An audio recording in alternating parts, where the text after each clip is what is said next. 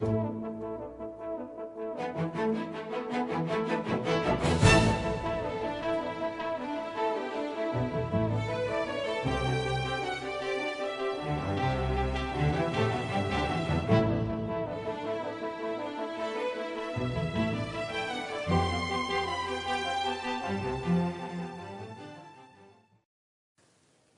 next lecture is called Your Health, Your Choice. And because that's really what we're going to talk about. We have many choices that we can make, and these affect what we will be like, what the probability of diseases will be, all of these parameters. Now, we are actually fearfully and wonderfully made. And it is surprising that the human being can take so much abuse and still survive. And the fact that everything is still so normal is really very surprising. What are the risk factors affecting our health? Well, there are some things that you can change and some things that you cannot change. For example, if the environment gets to be very polluted, you can't very well jump off the planet. You're sort of restricted to this place. But there are other things, again, which you can avoid, which I like to call monsters in our lifestyles. Smog blights babies in the womb. Well, there's nothing other than you can do about that except stop breathing. And then there are other things that we do to ourselves, like we take stimulants, we have stressful lives. People wake up in the morning, they feel half dead, they need a stimulant. So one grabs for a cup of coffee or a cup of tea or a cola drink or a cigarette or any one of those just to get going. And you get hooked to these stimulants. And they increase your state of arousal. Then when you come home and you want to go to bed and you've had these all day long, then you need a depressant, something to calm you down. So you come home and you have a drink. Some people have alcohol or spirits, some go for narcotics, some are hooked on medication, some take aspirins, or some just smoke pot, cannabis, marijuana, whatever. And then you can even have some people that try to opt out by using hallucinogens, LSD, ecstasy, any one of those, and if you're really down and out, you go for the inhalants. All of these have their problems. Let's first look at alcohol, generally speaking. If you want to have active natural killer cells, that's a type of immune cell that gobbles up aberrant cells, like cancer cells, for example, then it's good that you should actually have no alcohol. A bout of heavy drinking influenced the ability of natural killer cells to destroy cancerous cells, that's been shown, and very small amounts of alcohol can also prevent these cells from actually changing or undergoing attacks or taking part in your immune capacity. So even small amounts of alcohol reduce your immunocapacity. Cirrhosis is not something that only comes from heavy drinking. Women particularly can be prone to cirrhosis of the liver, even if small quantities are consumed. Here, for example, is a normal liver. Here is a cirrhotic liver. Notice the fat deposition. Children, for example, many can be born with what we call fetal alcohol syndrome. Typical would be a small head circumference, low nasal bridge, eye folds, short little nose, small mid-face, thin upper lip. And not all of these features present at the same time necessarily, but typically that would be fetal alcohol syndrome. You know, it's very strange that women who drink excessively while pregnant have a 30 to 45% chance of having a child affected, but notice that just 2 mixed drinks per day seems to be the level at which damage occurs. So even a small amount of alcohol is detrimental to development. It's detrimental to your immune capacity. Everybody knows that cigarettes are bad for you. And typically, cigarette smoke per day and the incidence of cancer is very strongly correlated. Here, for example, if you've never smoked in your life, what's your probability of reaching the right old age, let's say of 85. If you've never smoked in your life, you go up to the red graph, and your probability is round about there, 35%. If you have smoked 25 cigarettes or more a day, the probability of getting there is less than 10%. It's quite a difference. What about getting to 70? Probability is actually very good if you've never smoked, 80% if you've never smoked, and the probability is only 40% if you smoke 25. So any reduction in smoking is already an improvement, but no smoking, banning would be the very best. If you look at world cancer rates, you'll see that Scotland, Hong Kong, Iceland, United States, Denmark are the ones way at the top there. And it seems like some of the industrialized countries are not doing too badly. Today there's a slight shift towards the non-industrialized countries. Lung cancer in the United States, males started smoking since the 1950s quite heavily, and then it increased rapidly to the 90s. Women lagged behind in this social adventure and only started smoking in 1965. Probably because women are more intelligent than men. Isn't that right? It must be, right? But it seems as if they are catching up eventually, and today there's actually a shift around. So given time, men get more intelligent. I don't know exactly how that works. Obviously, that's a pretty bad tumor over there. You don't want a lung that looks like that, or this is a typical smoker's lung compared to a smog-filled lung of a non-smoker. And these are pretty bad. Here's an experiment that was done by a colleague of mine. We, at our university, were quite interested in lifestyle diseases. And this man over here, Professor Moritz, he did a lot of research. He's world-renowned for his nicotine research. And he did some fascinating studies on rats. And here you see metabolic rates, for example. Let's just look at this one. Glucose, burning glucose. Normally, a little rat would have that burning capacity, micromoles per gram per hour burning glucose. But if he gave them nicotine, that capacity doubled. If he withdrew the nicotine, then it went way, way low. Now, that's an interesting point. You see, women, for example, are very attracted to this. When they smoke, they naturally burn more energy, and therefore they tend to stay thinner.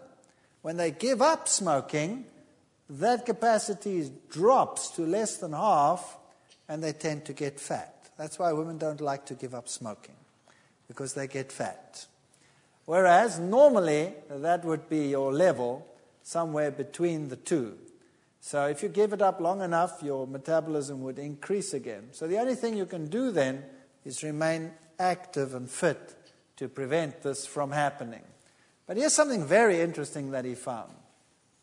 If he took a pregnant rat and he gave the mother nicotine, that's the equivalent of simulating a mother that smokes during pregnancy. And then the pups were born, and he keeps on feeding her with the nicotine, simulating someone smoking, 1 milligram per kilogram body mass, and gives it up to day 21. That means the little ones are still getting the nicotine in the mother's milk. Then this is what happens to the baby's lungs. This one over here is one that receives nicotine, this purple one, and this is one that doesn't. These are the babies. So the babies never actually directly get nicotine, they just get it indirectly from the mother. And you'll see that when they are born, the lungs are pretty much the same, but as they develop the lungs, so the alveoli volume gets large compared to one where the mother did not get any nicotine. The alveoli volume actually gets small. Now that's important. So the babies from a mother that smokes, in brackets, would have large air sacs. And the babies from a mother that does not smoke would have small air sacs. Not only that, if we look at the number of alveoli, we have the same thing.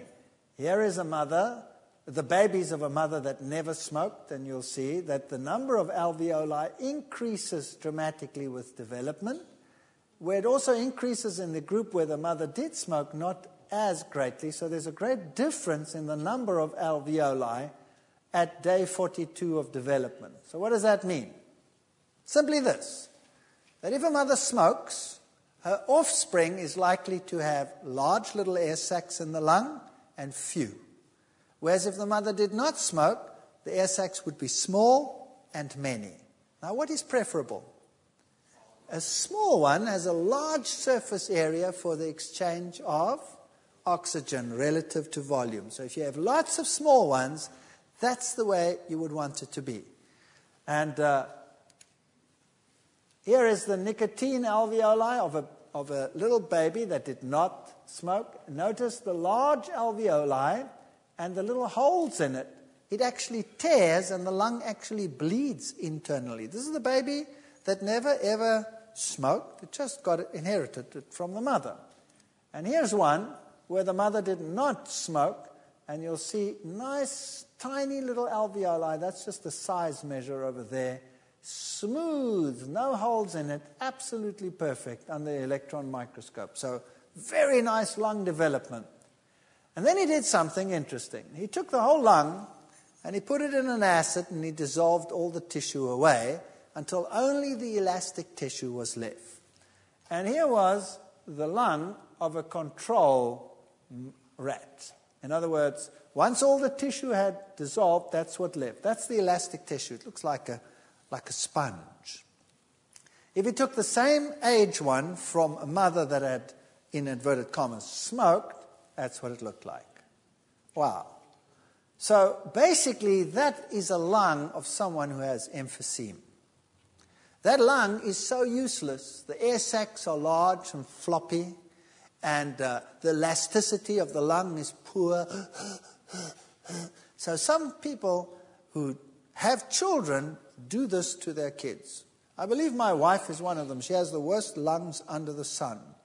You go to that test where you blow to see what the force of your lung is and your capacity. She blows it that far. Her mother was a heavy smoker while she was pregnant, and my wife just inherited these pathetic lungs. Me, I blow that thing into the middle of next week. My mother never smoked, even though I smoked when I was stupid and young. It makes a big difference. Your choice, you see, does not only affect you, it can affect your offspring. And secondhand smoke is just as bad. Then there's something else about certain plants. We've looked at secondary plant compounds, phytochemicals that are healthy. Now, there are phytochemicals that are harmful in certain plants. And these harmful secondary compounds can cause various diseases. Now, why do plants have them? They say these plant compounds are for toxic defense. They are digestibility-reducing defense, and some of them are positive, like anticarcinogens.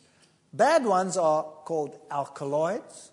Some are pyrethrins. You can use them as insecticides, for example, rotinoids, cyanogenic glycosides, tannin, for example, phenolic resins, caffeols, caffeine, theophylline substances that you find in tea, for example, theobromine, a substance that you find in cocoa, nicotine, a substance that you find in tobacco plants, for example. Those are negative compounds that you want to avoid.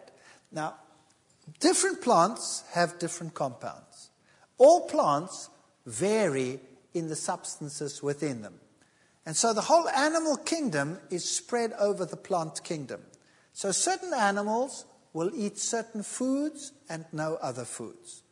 So, for example, the tobacco hornworm is a worm that feeds on tobacco plants.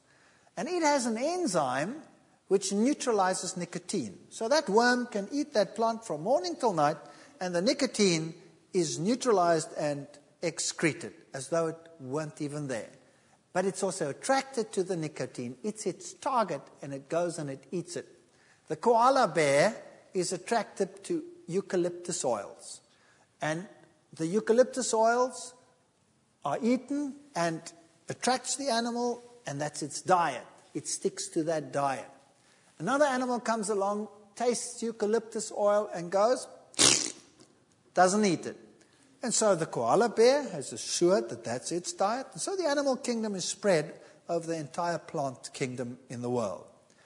Now, it's very interesting that an ungulate, for example, the eland, which is the largest ungulate in the world, that goes along and it will eat acacia leaves. And the same happens as would happen in tea or in coffee. And we'll talk about that as we go along. Here's the coffee bean. That contains caffeols and it contains caffeine. Caffeine and theobromide, the one that you find in cocoa products, are very, very similar. Fatty acid concentration gets increased when you consume these. Blood pressure increases, stomach acid. Adrenaline, noradrenaline levels start increasing, gives you a fight and flight mechanism, a stress reaction. Digestion and absorption time is increased. Caffeine is toxic. It interferes with muscle action. It's an enzyme suppressant. It's a carcinogen. 500 grams of tea contains enough caffeine to kill 1,000 mice. That's just one packet of tea. And it's mutagenic. For example, tetragenicity, more than the normal number of fingers, hair lip, and cleft palate. If you feed rats caffeine, then they develop tetragenicity, more than the normal number of digits. Or they develop hair lips, cleft palate, and what they also develop is exencephaly. There's a higher incidence of exencephaly, the brain developing outside the body. And that's not too uncommon in the world today either. These are the substances that you find in tea, coffee, and cocoa. Theophylline you find in tea, theobromine you find in cocoa products, and caffeine you find in tea and in coffee.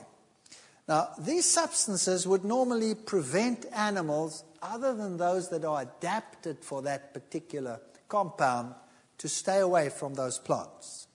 And that is a way in which the animals are spread over the plant kingdom. Now, what happens when an animal consumes something that it's not geared for? Well, then it has all these negative reactions. So what happens when, for example, you take caffeine into your system? The first thing that happens, besides all those negative effects, is that the caffeine causes your adrenal gland to release hormones. Two of them, adrenaline and cortisone. And adrenaline is the fight and flight mechanism, hormone. So you are geared to defend yourselves or to run like blazes. One of those two, right? The cortisone, on the other hand, is there to prevent inflammation in case of damage. And it is also there to make sure you have enough energy to do the fighting and the running. So what happens is the cortisone affects the liver, and the liver releases huge amounts of glycogen into the bloodstream. And that's the same as taking a huge glass of sugar water. So you have all this sugar suddenly coming into the bloodstream, ready for the action, the stress reaction that you're going to take part in now. But why do people drink coffee? To go for a heavy run or to beat someone up? Yes or no? No, just to wake up. And where do they sit while they're doing it? At their desk at the computer. So what happens? All of a sudden you drink your coffee and you get a glucose surge. That means you wake up. And in actual fact, you're getting ready to run or defend yourself or beat someone up. But you don't. You just continue with the computer. So now what's your body going to do? It's going to say, whoa, I have an emergency here. So it has to react to this glucose surge, so it releases insulin, and down come your glucose levels. And then all of a sudden you're hypoglycemic, like we discussed just now. That means you're feeling lethargic, tired, stressed. What's the solution to the problem? I need another cup of coffee. So you get another cup of coffee, and you go through the same process over and over and over again.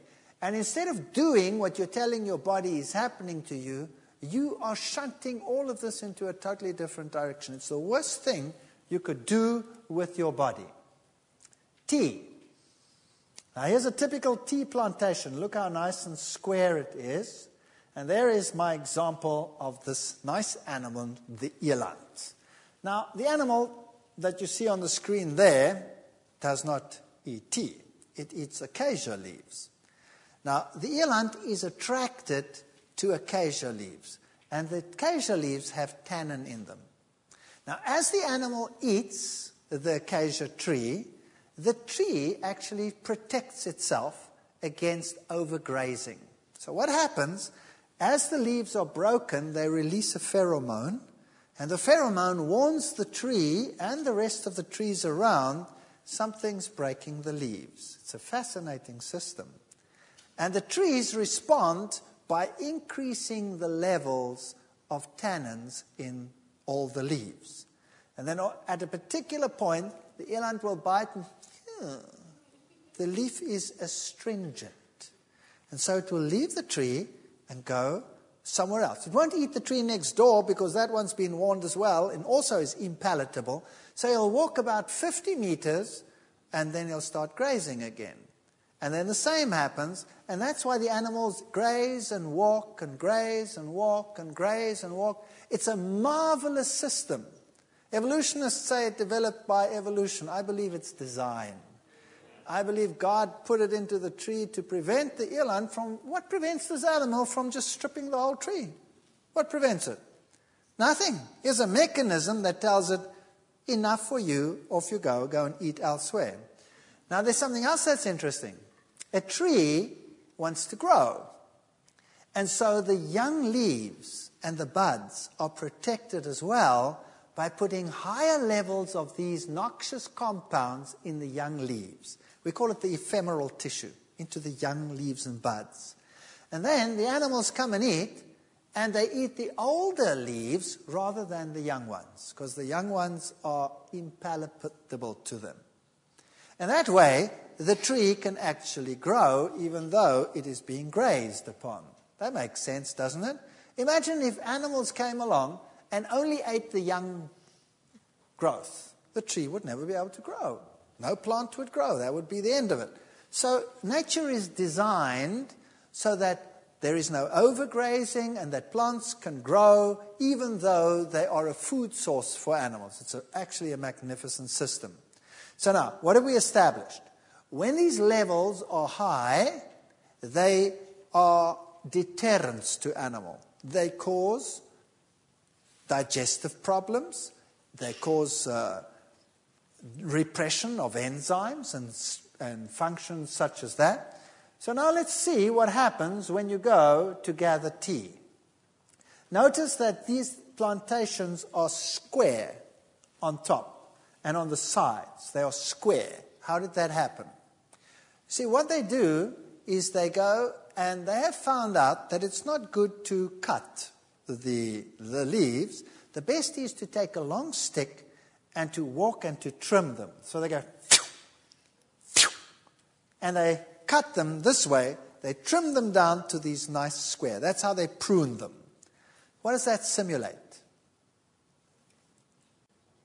So you're breaking the leaves like that. What does that simulate? Yes, that's right. It simulates an animal eating the plants. What would be the natural reaction to the plants after this? To raise the level of compounds that act as deterrents.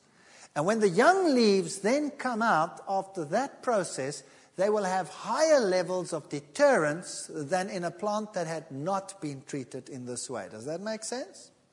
And then the pickers go out, and for the very best of teas, what do they collect? The two top leaves and a bud. Those have the highest levels of these noxious compounds in them that any self-respecting animal would avoid, but not man. Man picks them, and then what does he do with them? Well, he dries the leaf, And that he calls green tea. But that's not good enough for most people. So what they do is they take all these leaves. By the way, how does he dry them? By cutting down the forest, making huge amounts of smoke, and drying it that way. Then he takes this tea and he puts it into fermentation vats, and he adds bacteria, and then he ferments them. Now, bacteria have to live. What do they live on?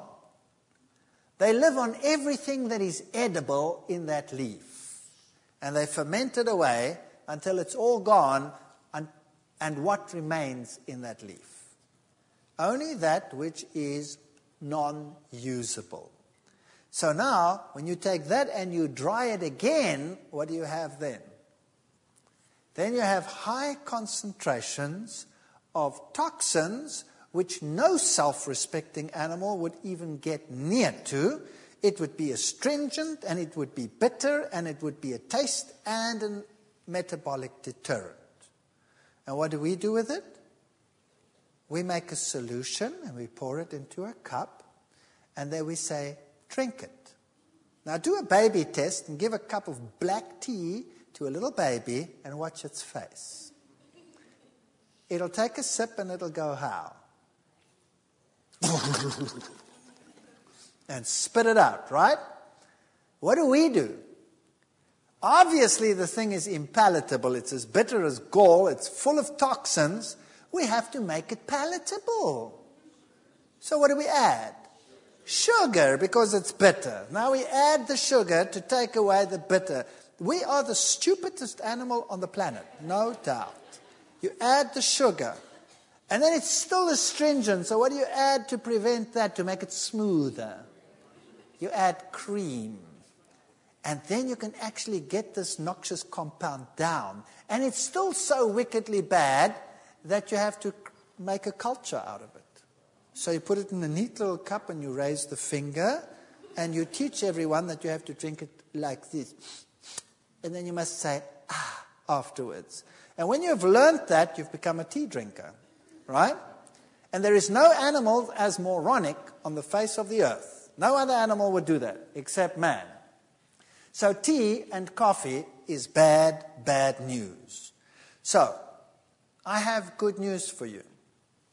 There are many, many plants out there that have very good phytochemicals in them, and herb teas are not made from 2 leaves and a bud. How do they make herb teas? They take the whole plant and they use the whole plant for herb teas. So that is the best way to go about it. And then I have another piece of good news for you. There are some herb teas on the market which taste just as bad as black tea. So you don't even have to give up anything. You just switch to a horrible herb tea, and then your problem is solved. And you add whatever you wanted to make it palatable. But the good news is there are herb teas that are actually palatable. So do yourselves a favor and a flavor. Switch to herb teas and cut out the ones with the alkaloids. Sources of caffeine, for example, ground beans will give you 66 to 80 milligrams in a 2-cup drink. Filter drip will give you 110 to 180. So those are your typical coffees. Decaf will give you very little, but decaf contains the extractant, which is equally harmful because these are normally organic compounds with which they dissolve the caffeine out. So you're losing the caffeine, but you're gaining the extractant. Teas, as you see, are also quite rich in caffeines. And then your cola drinks also have caffeine. So Coke has a double whammy. 12 teaspoons of sugar, plus it has caffeine. It gives you a double whammy. So Coke actually should never be consumed by any human being. In fact, that company, well, what's the name of the product? Coke. Why? Because it's the extract of what? Cocaine plants. And these days they have to extract the drug, but it makes it addictive, or it used to in the past probably, and now they just add caffeine to solve that problem, because that'll make it also addictive, because they'll make you constantly hypoglycemic and on you go, and it makes it addictive. Chocolate products are bad, bad news.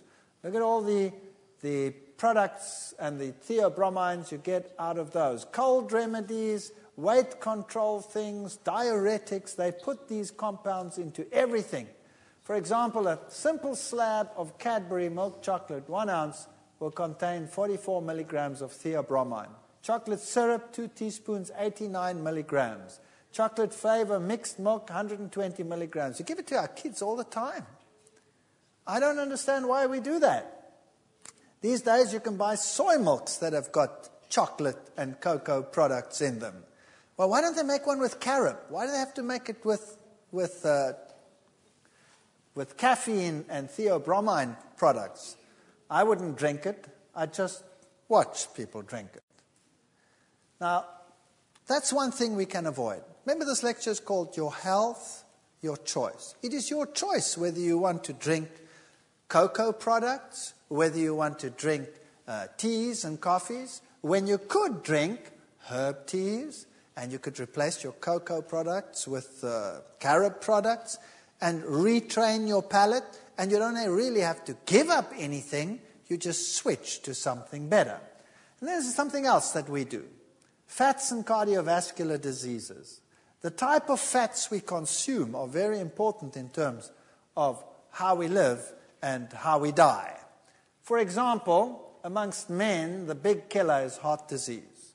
And about 27% of men will die eventually of heart disease. In women, the situation is better, or so they might think. Only 18% of women are less likely to die from a heart disease. But here's the problem. Here's a New Scientist article. Surprise, the truth about women's hearts. If a woman gets a heart attack, she is 72% more likely to die from it than a man. 72% more likely to die from it than a man. Why? Well, the reason is that a woman has these estrogen hormones. And estrogen is what's going to cause the problem. When a woman gets a heart attack, then the heart goes into fibrillation, but not only the heart. The big vessels coming out of the heart, the vessels themselves go into fibrillation. And that's what will give them a far greater risk of dying. A man not having those estrogen levels, the heart goes into fibrillation. If they can shock it back into reality, that's so fine. But at least the vessels don't fibrillate. And if your vessels fibrillate, well, then the blood doesn't go through that either. You cut off the oxygen to the brain, and then you die. So a woman is more likely to die from a heart attack than a man. If you take a typical statistics in the States, for example, then you'll see almost a quarter of the population, I mean, that's horrendous, have some form of cardiovascular disease, like high blood pressure, 50 million, coronary heart disease, 12 million, myocardial infarct, 7 million, angina, 6.2 million, stroke, 4.4 million, rheumatic fever and heart disease, 1.8 million. That's the American Heart Association. That's pretty horrendous. And cholesterol levels are very, very high. 98.1 million American adults have high cholesterol levels. Even young kids, 19 years old, have cholesterol levels of 165 milligrams per deciliter. There's only one nation that keeps up with them, and that's Finland. No other nation. And that's the reason why. That's the diet. That's a very high cholesterol-forming diet. Dairy products are very cholesterogenic. Eggs, meat products, those are the ones. Seafoods are relatively high too. And roe, for example, 300. Salmon is pretty high. Shrimp, all of these products, especially down here in your state, very high cholesterol diets that we see over there. Dairy, one of the very high cholesterol foods. We'll deal with that later. Whereas high-fat foods in the plant kingdom, like avocados, coconuts, they are not cholesterogenic. There is a notion that they will cause high cholesterol. But they don't. They don't cause high cholesterol at all. Because the protein associated with it is plant protein. It actually lowers cholesterol. And the avocado, the oil in it is a monounsaturated oil, and it lowers your cholesterol level. So no high cholesterol from those products. Here is a typical way in which clotting and plaque formation forms. This is what you want. You want a nice, squeaky clean blood vessel without any of these compounds. People today say that cholesterol is not really the problem. In actual fact, they're right. Cholesterol is not the problem per se. It's the way in which the cholesterol is distributed that's the problem. Here's the Framingham heart study, which clearly shows that the more cholesterol, the higher the risk of cardiovascular disease. So yes, the risk is higher. But how the cholesterol is distributed plays a very, very important role. If you have cholesterol clogging your arteries, then the arteries' lumen becomes smaller, and then you have a greater risk of a disease. Typical plaque formation. Notice how small the lumen has become. This is a person who has died of a heart attack, and you can see the clogging of the arteries over there. So a plaque is this mass of fat and cholesterol. Arteriosclerosis is hardening of the artery. Often calcium deposits come in there because you have such high acid diets that the calcium even deposits in the blood vessels. Then you can get clots, and they can start floating around and cause strokes and heart attacks and all kinds of problems like that. And by the way, if you're an African American, then you have twice the probability of getting these diseases than if you are a European white stock. That's just the luck of the draw. It just happens to be so.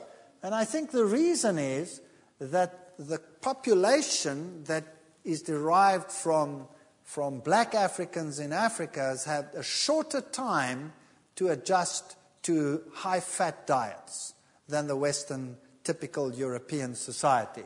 So that's just something we have inherited over time, a greater capacity to deal with a bad diet than the poor black people have that have had a shorter history of such diets. Now here's something that's very fascinating. The American Heart Society started warning against saturated fats and said they were the ones that caused heart disease. And by the 1970s, this started taking effect. And the average American started changing his diet, taking more polyunsaturated fats and less saturated fats. Is that correct? And they told everyone to switch from what to what? From butter to margarine. That's right. And lo and behold, it worked like a bomb. Here's the American figure, and you can see that heart attacks dropped dramatically between 1970 and 1993 when this advertising campaign made the people aware that they had to change their diets. In the UK, you had exactly the same thing. They were a little bit slower in taking off, but their heart attack rates also came down. The Japanese, in general, didn't have that problem to begin with in those years. Didn't have the problem.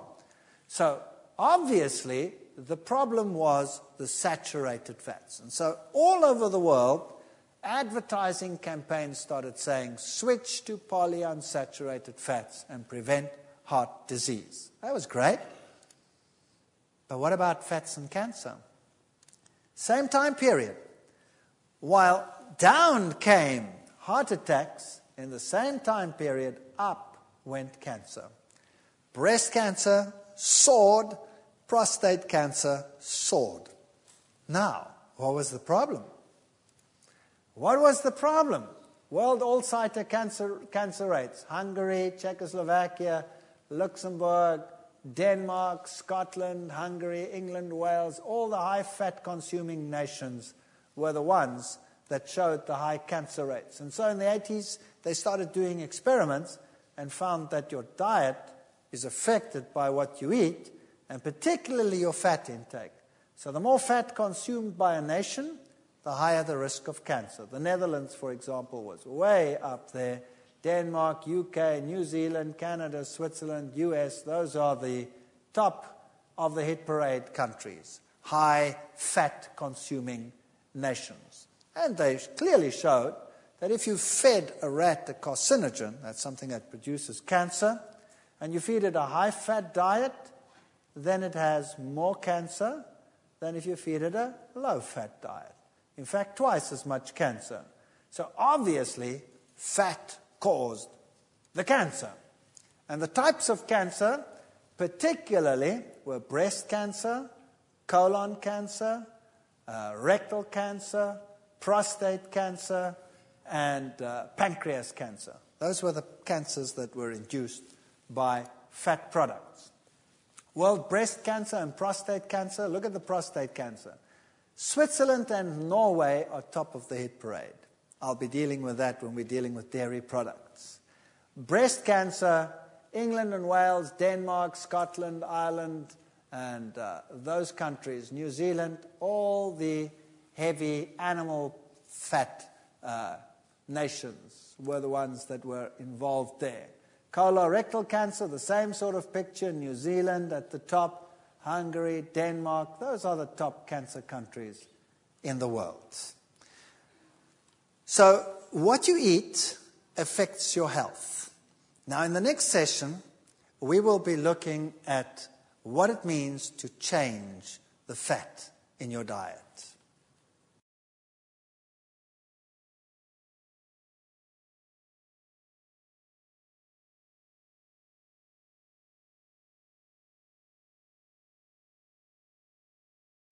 All right, we've been looking at fat in the diet. And fat in the diet, we saw in our previous session, is directly correlated with disease, either cardiovascular disease or cancer. Now we're going to look at messing with fat, changing the structure of a fat. What does it mean? Now here's a normal saturated fat. Notice that there are no unsaturated bonds over there. Here's an unsaturated fat. There's a double bond there, a double bond, and a double bond. So this is a polyunsaturated fat. Wherever there is a double bond, the molecule makes a kink like that, like a V, okay? And so the molecule, because it has these kinks, is an open molecule. It's sort of open. And that means oxygen can get in very readily. So this fat over here tends to oxidize quite readily. And when it oxidizes, it forms free radicals. So when you extract a fat, it starts oxidizing. And the more unsaturated it is, the more it forms free radicals. For example, the polyunsaturated fat is unstable, and it causes free radicals over time. So you need a balance between polyunsaturates and antioxidants. And the natural antioxidants that you find in plants are vitamin A, vitamin C, vitamin E. And that vitamin E is built right into the seed where the oils are. So in a seed, the oil, in a sunflower seed, the oil is present, packed with antioxidants, and that oil remains stable. As soon as you extract that oil, then you expose it to air, and you have to increase the amount of vitamin E dramatically 200 times before it will stop oxidizing. And that doesn't happen. So they extract the oil, and then it forms these free radicals. And it forms all these compounds, peroxides, aldehydes, ketones, all these bad fellows. Now, when they extract the oil, to get enough oil out of the seed, they heat it as well. So, for example, when you heat a saturated and a polyunsaturated fat, and you heat it to 170 degrees for 2 hours, then it causes liver ailments when you feed it to an animal. That's centigrade. That's what? About double it for Fahrenheit. All fats heated to 180, that's about 360 degrees Fahrenheit, for 2 hours or more will produce serious liver ailments. And a triunsaturated fat will undergo oxidation 10,000 times faster than a monounsaturated fatty acid. So now here's the problem. When you extract that oil out of the seed, under heat. Normally they heat it to up to 200 degrees centigrade. That's 400 Fahrenheit. And they do that for 2 hours. So by the time you buy it, that oil would already cause serious liver ailments to a rat. Now, what do you do with the oil when you buy it? You cook with it. So you heat it. To what heat do you heat it? Very high. If you have a plate on your stove that's red, that means it's 600 degrees because you can actually see the light. You're putting your pan on there and you're heating that and you're cooking whatever you're cooking in there. You are just creating free radicals like crazy. Now, what about the corner fast food store? That has huge vats with boiling oil, and they put the French fries in there and they do their thing. How long does that oil stay heated? Wow, you are actually buying carcinogens. Could I have a packet of carcinogens, please? Large or small, sir? Well, is there a difference in the price? Yes, the more carcinogen you buy, sir, the more expensive it gets. Oh, good. Can I have some, please? Isn't that what we do? All right. So this is bad, bad news. Notice that a triunsaturated fat oxidizes 10,000 times faster than a monounsaturated fat. Now, we know that the saturated fat is not really good. And in fact, animal saturated fat is the very worst of all. Do you know why? Because it has no antioxidants. Zero. None. So when you take an animal fat and you fry in that, it oxidizes quickly because there are no antioxidants in it. If you take a plant fat, it at least has antioxidants in it. Now, which fat would therefore be the very best fat to take? A tri, or a mono, or a saturated? Which one? Notice the mono will undergo oxidation 10,000 times slower than a tri. So which is the best fat to take if you're going to use an extracted fat? Mono. No doubt. Mono will be the best one to use. How would you like to have it extracted? Heat extracted or cold pressed? Cold pressed. See, it's all very logical. And you can choose. You can go to the store and you can choose carcinogen or polyunsaturated or monounsaturated heat extracted or monounsaturated cold pressed. It's your choice. Of course, it affects your pocket, but it also affects your health. Which one would you buy? Monounsaturated cold pressed. Which one do you think is the best one on the market? Olive oil. Why? Olive oil has stood the test of time.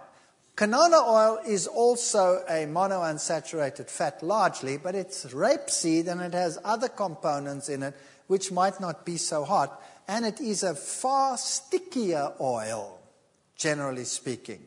So the one that if one is going to use it, would be mono olive oil.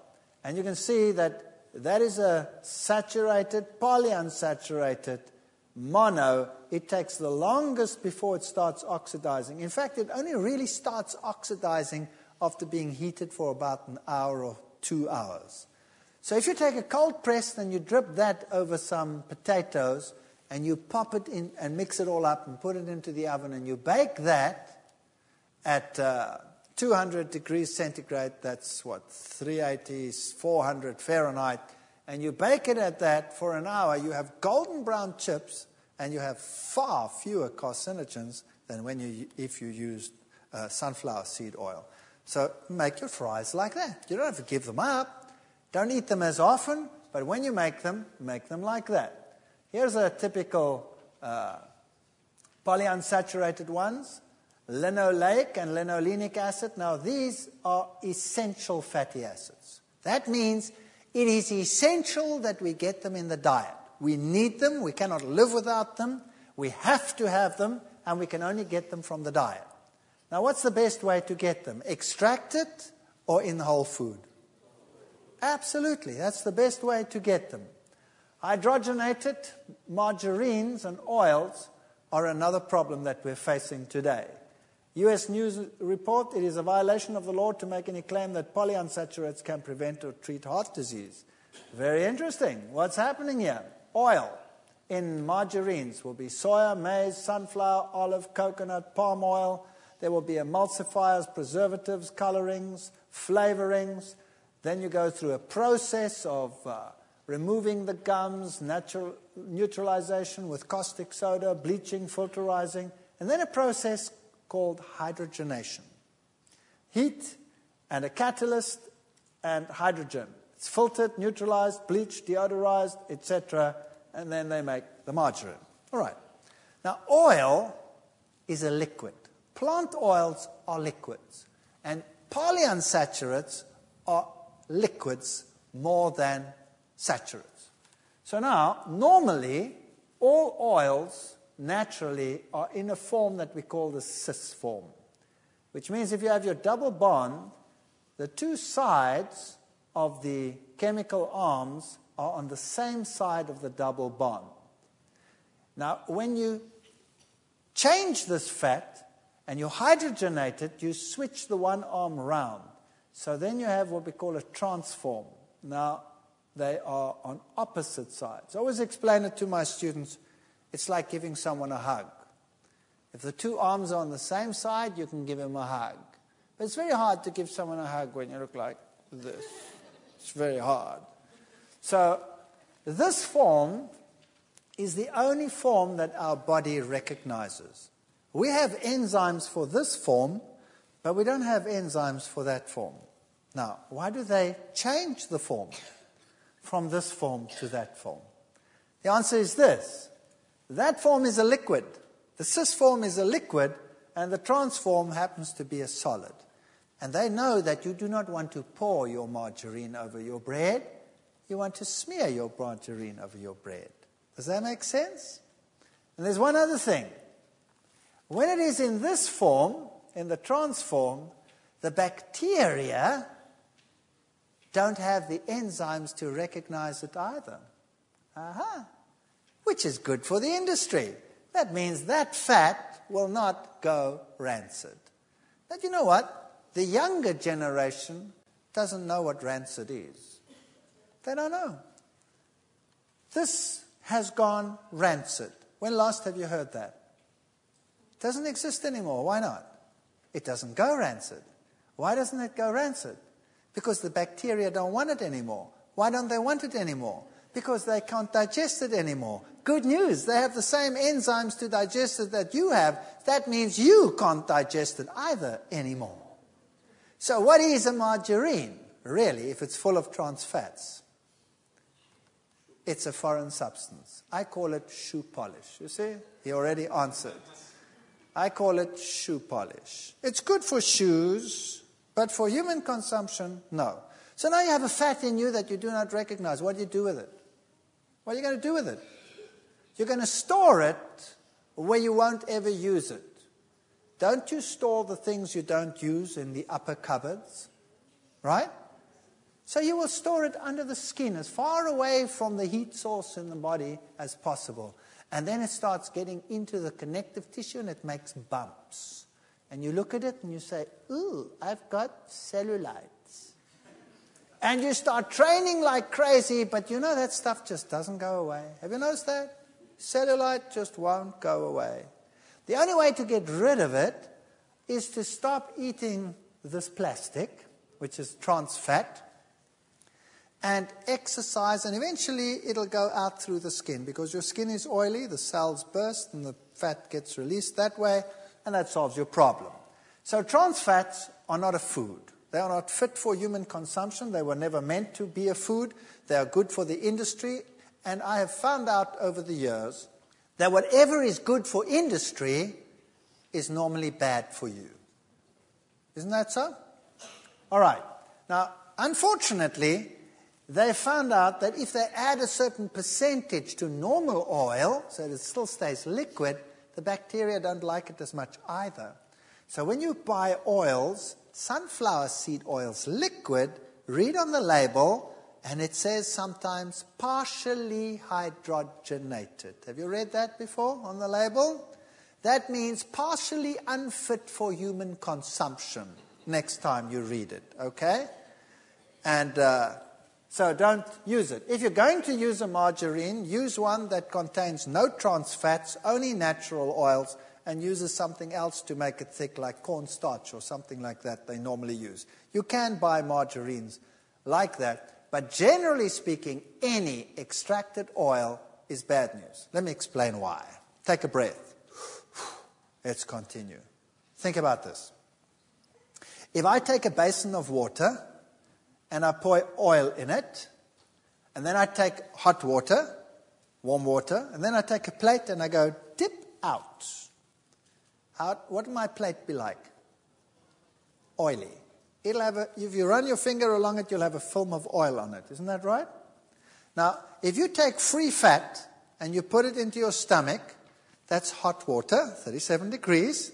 Now you put food in it, and you dip it in, and each piece of food has a layer of oil on it. That means the enzyme, which is water-soluble in your stomach, can't get through, and it takes longer to digest, and you get fermentation. When it goes through to the rest of your intestine, you add bile salts, and the fat becomes miscible. It's already there, and the fat goes into the blood here in the top part of your intestines already, and it ends up in your blood, and now your blood has fat in it, and all your blood vessels, consider them plates that you're going dip, dip, dip, dip, dip, dip, dip, dip in the fat. And now your blood vessels contain all these, and the exchange of oxygen is slowed down. That means you're getting less oxygen to your brain. That is why if you have a fatty meal, very soon thereafter you go, and you fall asleep. Isn't that right? Whereas if you had no free fat in your diet, it would first have to be digested. It would be released as free fat lower in the intestine.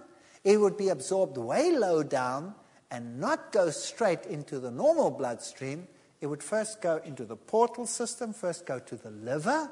The liver would work with it like a factory, take it out and pass clean blood to your heart, and you would never have that. So if you had a whole food diet, you would stay awake. And you come to your class and your students are all asleep. It's a nightmare. It's a nightmare. So, switch to margarine. Women who eat 4 or more teaspoonfuls of margarine a day have a 66% greater risk of heart disease than women who have margarine less than once a month. Now, why is that? The trans fatty acid levels in the margarine seems to be the problem. So, you don't want trans fats. Trans fats are not a food, and they cause cardiovascular disease.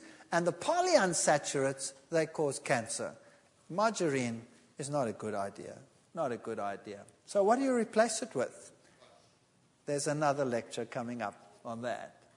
Mopping up free radicals, we've already discussed it.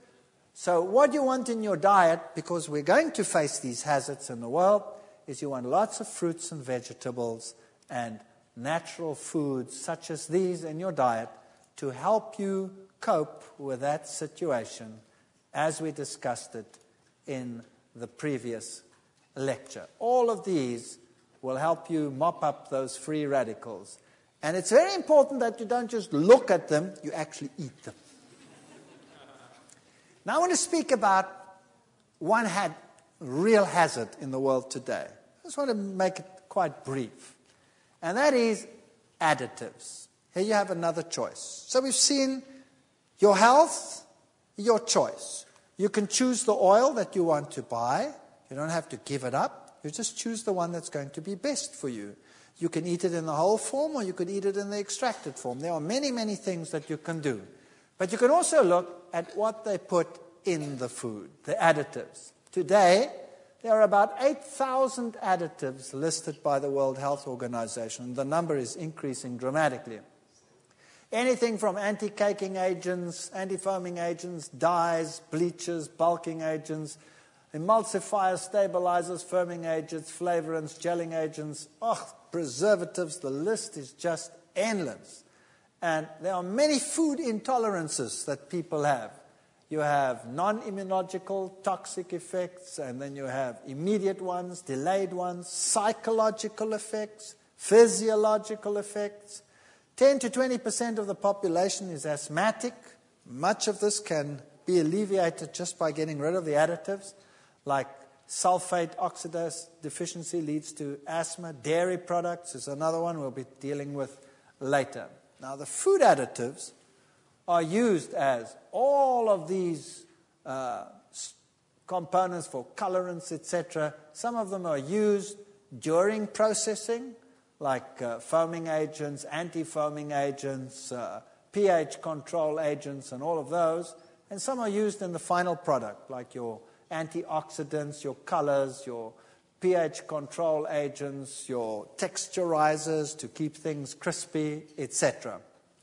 And these are some of the behavioral reactions. Migraine, hyperkinesis, that's hyperactivity, or super sluggishness, photophobia, depression, irrational behavior, all of these, paranoid ideas, even transient blindness, and then all of these nerve disorders, insomnia, fatigue, nervous tics, all of those can be attributed to food additives. Sweeteners are one of the worst ones to watch. They're used in place of sugar, as you know. Saccharin is a very common one. It's implicated in abnormal cardiac rhythm, causes itching, nausea, swelling, blistering. It's a mutagen. It's listed as a carcinogen and banned in some countries. Some countries don't ban it. I don't think the United States actually bans it. It's one of the countries where you can get it. So saccharin is not one that we should take. But one that is probably most rampant in the world today is aspartame. It is used everywhere. It's used in power drinks. It's used in sport drinks. It's used in sweets. It's used so widely that it's scary. You'd have to watch where it is used. Aspartame is the technical name of a brand name such as NutraSweet, Equal, Spoonful, Equal Measure, all of those. And it accounts for about 75% of adverse reactions in the United States, for example. There's some 90 symptoms associated with it. Headaches, migraine, dizziness, seizures, nausea, numbness, muscle spasm, weight gain, rashes, depression, fatigue, irritability, tachycardia, fast heart rhythm, insomnia, lack of sleep, vision problems, hearing loss, heart palpitation, breathing difficulties, anxiety attacks, slurred speech, loss of taste, tinnitus, vertigo, memory loss, joint pain. I mean, the list is just endless. That's definitely one to avoid. Now, what does it do? This is what can be triggered by aspartame. So brain tumors can be triggered by it. Multiple sclerosis, if you have it latently, it can be triggered. Epilepsy, chronic fatigue syndrome, Parkinson's, Alzheimer's. Doesn't cause it, it just exacerbates it. Mental retardation, lymphoma, birth defects. Terrible stuff. Now, what is it made of? 3 chemicals. Aspartic acid, phenylalanine, and methanol. 2 of them are amino acids. So there's 2 amino acids. So people will tell you aspartame is a natural product. It's made of amino acids. In fact, free amino acids are sweet. And so most amino acids will act as sweeteners. And phenylalanine is probably one of the sweetest. So if you take that freely, it's sweet to the taste. Aspartic acid is the other one that is sweet to the taste. And then also contains methanol. Now, aspartic acid, as you see, is an amino acid taken in its free form. It significantly raises blood levels of aspartate and glutamate. Now, the same you will find in monosodium glutamate, MSG, that you find in Chinese food a lot. And aspartate and glutamate are what we call excitotoxins. Now, people will say, no, hang on a second, it's just an amino acid. But think about this. No animal in the world No creature in the world ever eats free amino acids. You just don't do it. How do you get your amino acids? You eat a protein. And the protein is not sweet when you chew it. The protein goes into your stomach and there it is cleaved into blocks by the enzyme pepsin. And then it goes through to the duodenum, and there it is cleaved by another protein called trypsin into smaller pieces. And then it goes further down in the intestine, and then the amino acids are cleaved off one by what we call exopeptidases, enzymes that cut them off piece by piece. So the only place in your normal life where you ever have free amino acids is way down in the bottom of your intestine. Now, where does that go to? It goes just like that fat. Where does it go to? It goes to the liver. And the liver is a factory. It is your food factory. And it builds everything into your type of protein that you need and then transports it to wherever it has to go. So you never have excesses of those free amino acids free in your blood. Whereas if you take them free like that, they go straight into your bloodstream and they end up in the brain, where they shouldn't be. They should first be regulated by the liver. They go straight to the brain and they act as excitotoxins. So your kids go berserk and the adults go depressed. Now, what does it do? Excessive levels of phenylalanine in the brain can cause the levels of serotonin in the brain to decrease. Now, what's serotonin? Serotonin is a neurotransmitter. Now, schizophrenics have low levels of serotonin, and they go berserk. They're dangerous, they can kill you, they are out of control, so they're put into asylums. And then a psychiatrist comes along and he gives him medication to what? Raise his serotonin levels, and then he's quite normal. You can talk to him, there's no problem. There's no problem with that person. And as soon as he's off the medication, down goes the serotonin levels, and he becomes aggressive. So now imagine this. We are making our society aggressive by giving them excessive levels of phenylalanine. Kids that drink these power drinks and that drink these sports drinks have high levels of this compound, and that's what happens. And then they become highly aggressive. And by the way, the antioxidant that they put on snack foods, like chips, butylated hydroxytoluene, butylated hydroxyanisole will do exactly the same thing.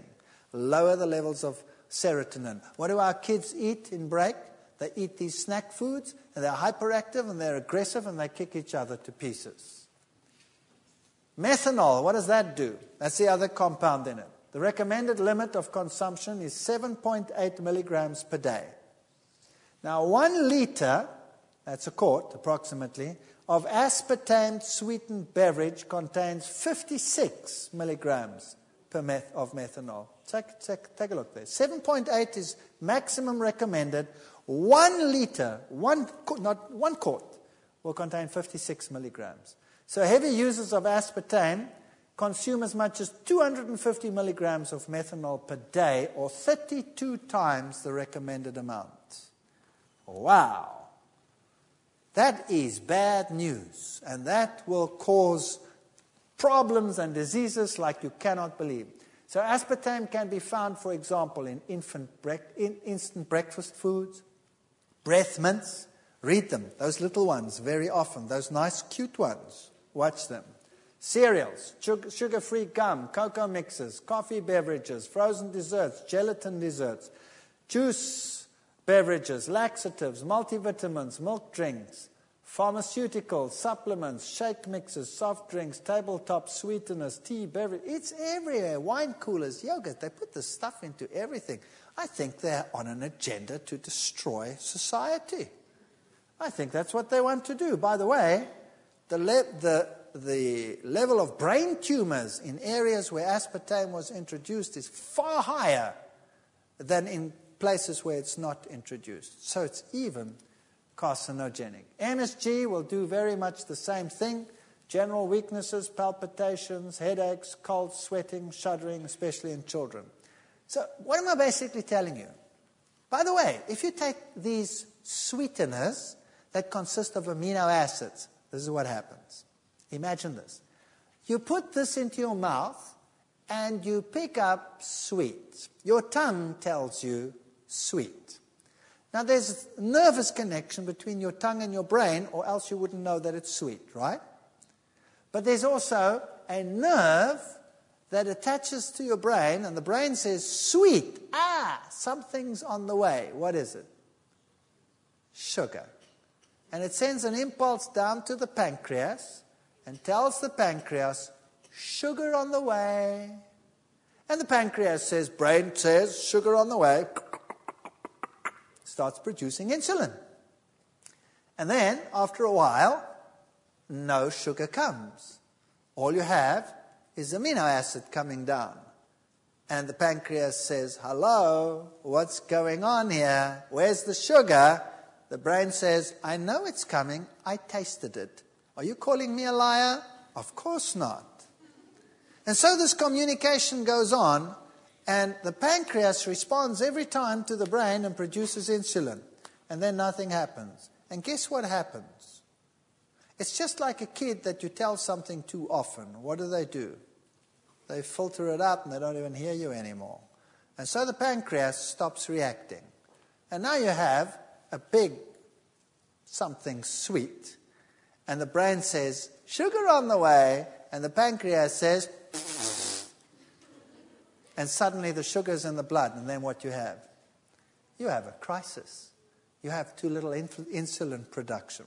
So sweeteners, bad news. If you want to make something sweet, then use dates, for example, or natural products like that. So headaches, sweating, seizures, shuddering fits, all of these. The antioxidants we've already spoken about, butylated hydroxytoluene, butylated hydroxyanisole, those are the ones that they put onto all the snack foods. They also lower the serotonin levels by as much as 40%. That's like a schizophrenic. You're turning your kids into schizophrenics. Colorants cause hyperactivity, aggressiveness, allergic reactions, anaphylactic shock. Tartrazine is particularly bad. Preservatives, the sulfites that they use, they cause asthma attacks, for example. It's also a mutagen. So if you buy something that has been sulfur treated, then what you do is you soak it. Say dried fruit. Just soak it, throw the water off, and then you don't have that product on there anymore. Sodium benzoate is a very common preservative in most dairy products. All margarines have it just about. It's very similar to tartrazine, so it's a hyperkinetic. You want to avoid those. The nitrates are carcinogenic, the nitrites that they put into cold meats and cheeses, but we'll cure you of that, so that's no problem. So when you're reading these bottles, it's a nightmare. Going shopping in a supermarket has, for me, become a nightmare. And I stand in front of the racks and I read the labels. And I put the product down. Anything, peanut butter. You want to go and buy peanut butter? You read the labels. And I call the supermarket manager. My wife freaks. She runs away. And I say, excuse me, sir, I'm looking for peanut butter and I can't seem to find it. And he says, but sir, there it is, right in front of you. I said, no, sir, not toxic waste, peanut butter. Let me show you. And then I give him the list of the ingredients and I tell him what each of them does. And I say, don't you have peanut butter? This and this and this and this brand don't have those things on it. Why is it that you only have these brands on your shelf?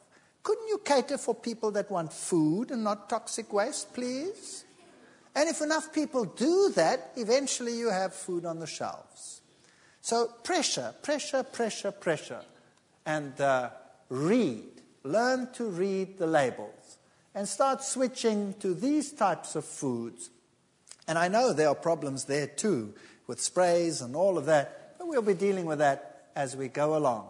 But this is health food that prevents most of those problems. So basically, your health, your choice. Start reading your labels, Don't pick the brands that have the products. Choose the ones that don't. For example, simple thing. If you want to buy ketchup, the one contains vinegar as an agent to make it sour. The other one contains citric acid. And we have both brands in my country. The one with citric acid and the one with vinegar. Now, vinegar is an end product of fermentation. In fact, bacteria will go no further in the fermentation than vinegar. There it stops. That means we don't handle vinegar very well. We don't have an enzyme that breaks vinegar down in the digestive tract already. So it goes into the bloodstream and is an acidifier. Citric acid is what you find in nature. You don't find vinegar naturally, except if something has fermented. So the natural sour in citrus, for example, is citric acid. Lemon juice is highly sour, but it is a compound that you break down readily. So if you can choose the one that has citric acid and not the one that has vinegar in it, acetic acid. And if they don't have one, phone the company and say, excuse me, why do you put this and that in your product when this and this and this is better? And if you do that long enough, eventually there'll be a brand that has citric acid. And look for it. Choose the better ones and make sure that they're on the shelves, and start putting pressure on the people out there to say that the consumer is more important than the supplier. And your health, your choice. Thank you.